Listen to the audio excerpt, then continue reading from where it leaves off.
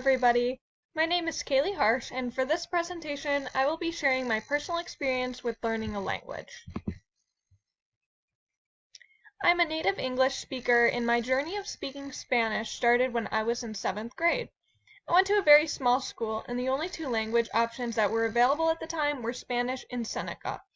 I chose to learn Spanish and studied it from 7th grade until my senior year of high school.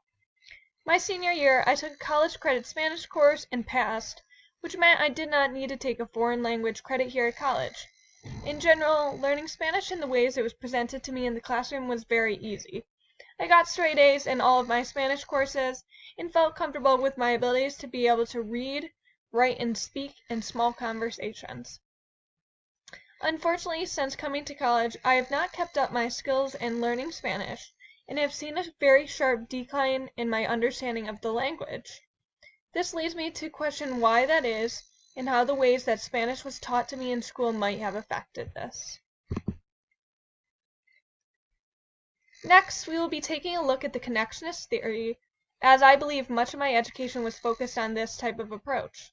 The connectionist theory proposes that after hearing language features in specific situational or linguistic contexts over and over again, learners develop a stronger and stronger network of connections between these elements, as stated by authors Lightbound and Spada in their book How Languages Are Learned.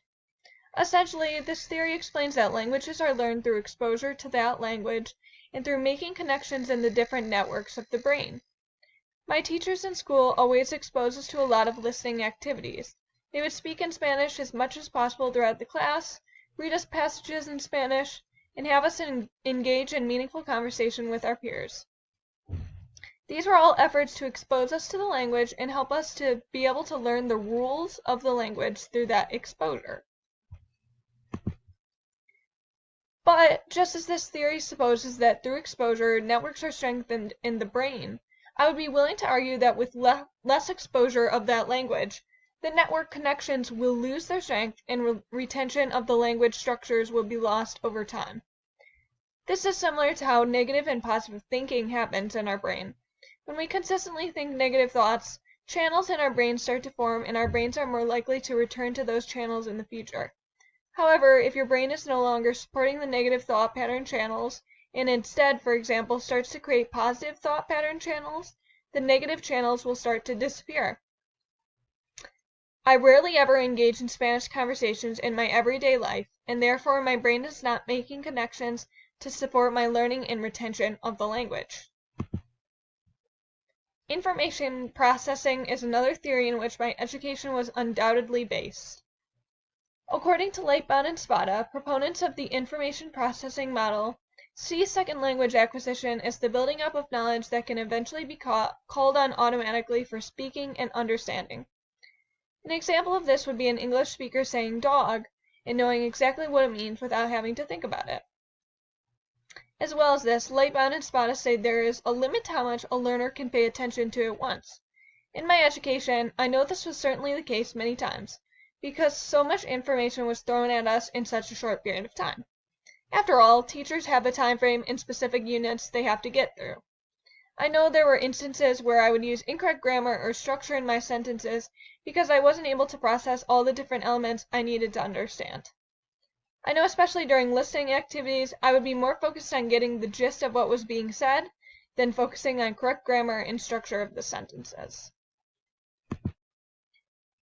Blackston states that transfer-appropriate processing is information is best retrieved in situations that are similar to those in which it was acquired.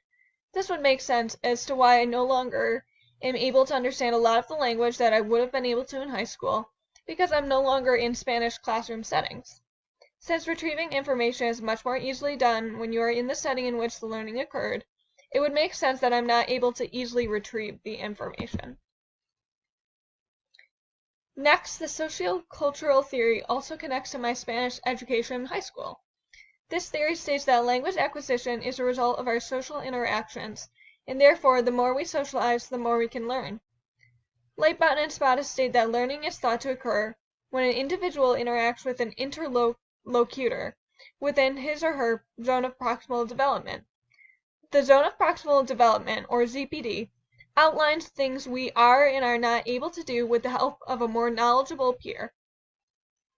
For example, a college-level piece of music would be way outside of a beginner violinist ZPD, but Twinkle Twinkle Little Star might be just right with the teacher's guidance. With the help of the teacher, I was able to learn a lot of information about the Spanish language. My conclusion is that now that I am no longer being taught Spanish by a more knowledgeable peer, aka the teacher, I'm not finding instances in which my ZPD is being extended. In general, I'm not engaging with any Spanish speakers here in college, and this decreases my social interactions with others and is decreasing my learning and retention of the language as a whole. Lastly, there are macro social factors that most likely contribute to me losing my Spanish speaking skills, such as institutional forces and constraints. Saville, Troik, and Bartow state the most obvious form of linguistic social control takes the form of official or unofficial policies that regulate which language is to be used in particular situations. For example, here at Fredonia, speaking English is a requirement in order to be able to understand what is being taught and to do your work, because all of the professors teach in English here.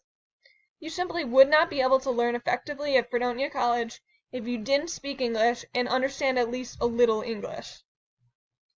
Therefore, there are less Spanish speakers in the college because of these overarching macro social factors, and therefore less opportunities for me to interact and learn from these individuals.